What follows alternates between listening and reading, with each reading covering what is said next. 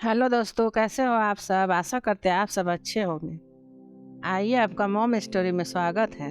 आज मैं एक प्रेरणादायक कहानी सुना रही हूँ। राज्य का उत्तराधिकारी। एक राज्य में एक पराक्रमी राजा का शासन था। उसकी कोई संतान नहीं थी। ढलती उम्र के कारण राज्य के भावी उत्तराधिकारी को लेकर वह अत्यंत चिंतित था।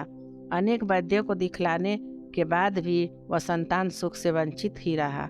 अतः उसने राज्य के ही किसी योग्य नवयुवक को राज्य की बागडोर सौंपने का निश्चय कर लिया।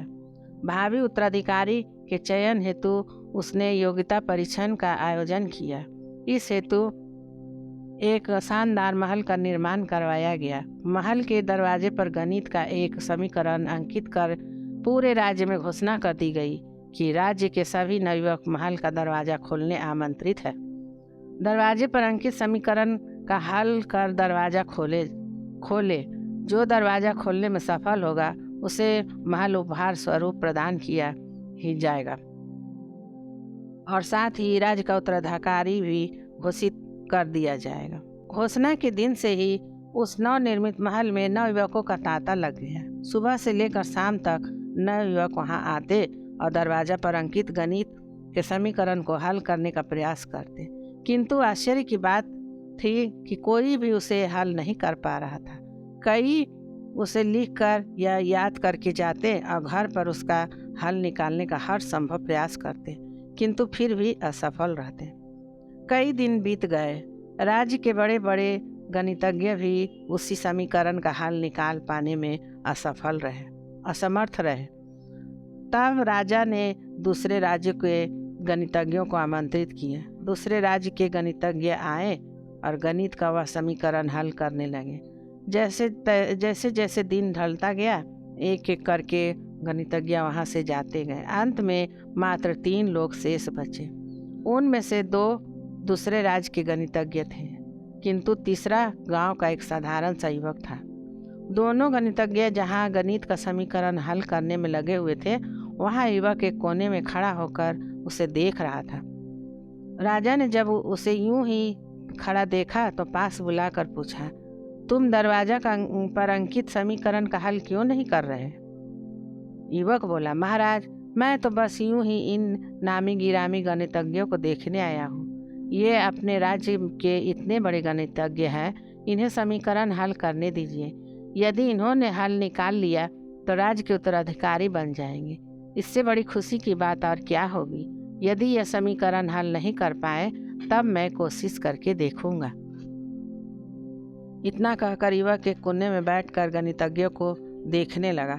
पूरा दिन निकल गया और शाम घेर आई, किंतु दोनों गणितज्ञ समीकरण हल नहीं कर पाए।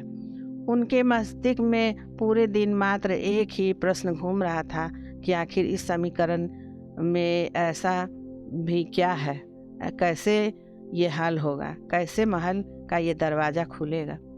पूरा प्रयास करने के बाद भी वे समीकरण हल नहीं कर पाए। जब उन्होंने हार मान ली तो कोने में बैठा युवक उठकर दरवाजे के पास गया और जाकर उसे धीरे से धक्का दे दिया। जैसे ही उसने दरवाजे को धक्का दिया, दरवाज़ा खुल गया। दरवाज़ा खुलते ही लोग उससे प्रश्न पूछने लगे कि तुमने ऐसा क्या किया कि महल का दरवाज़ा खुल गया? युवक बोला, जब मैं बैठकर गणित का समीकरण हल करते देख रहा था तो मेरे दिमाग में विचार आया कि हो सकता है कि दरवाज़ा खोलने का कोई समीकरण ही ना हो। इसीलिए मैं गया और सबसे पहले जाकर दरवाजे को धक्का दे दिया। दरवाज़ा खुल गया। दरवाजे खोलने का समीकरण था ही नहीं। उसका उत्तर वहां उपस्थित राजा ने भी सुना और बहुत प्रसन्न हुआ। उसने युवक को वह महल भी दिया और राज्य का भावी उत्तराधिकारी भी घोषित किया। सीख: जिंदगी में हम कई बार ऐसे परिस्थितियों में फंस जाते हैं जब हमें लगता है कि हमारे सामने पहाड़ जैसी समस्या है, जबकि वास्तव में कोई समस्या होती ही नहीं, या होती भी है तो बहुत छोटी सी है, लेकिन हम उसे बहुत बड़ा बनाकर उसमें उलझे रहते हैं। बाद में उस समस्या का समाधान अपने आप ही निकल जाता है, या फिर थोड़े ही प्रयास के बाद तब हमें एहसास होता है कि इतनी सी समस्या के लिए हमने कितना समय बर्बाद कर दिया।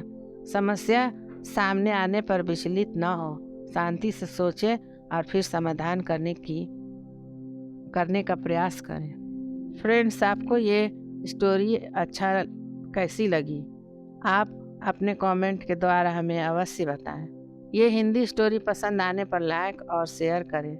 ऐसे ही अन्य मोटिवेशनल स्टोरी पढ़ने के लिए हमें सब्सक्राइब कर लें। Thank you.